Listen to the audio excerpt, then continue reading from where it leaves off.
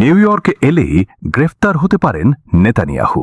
আবারও একই অবস্থানে মামদানি নিউ ইয়র্ক সিটির মেয়র পদপ্রার্থী জোহরান মামদানি আবারও বলেছেন, ইসরায়েলের প্রধানমন্ত্রী বেঞ্জামিন নেতানিয়াহু যদি নিউ ইয়র্ক সফরে আসেন তাহলে আন্তর্জাতিক অপরাধ আদালতের আইসিসি গ্রেপ্তারি পরোয়ানার প্রতি সম্মান জানিয়ে তাকে গ্রেপ্তারের জন্য সংশ্লিষ্ট কর্তৃপক্ষের সঙ্গে কাজ করবেন।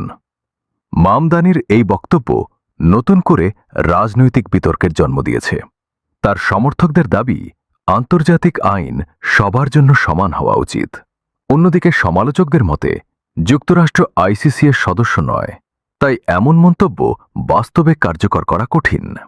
এদিকে নেতানিয়াহু বা ইসরায়েল সরকার এখনও এ বিষয়ে নতুন কোনো প্রতিক্রিয়া জানায়নি। আপনার কি মনে হয়, আন্তর্জাতিক আইনের প্রশ্নে এমন অবস্থান কি সঠিক? মন্তব্যে জানান। আর আন্তর্জাতিক গুরুত্বপূর্ণ খবর পেতে ফলো ও সাবস্ক্রাইব করতে ভুলবেন না।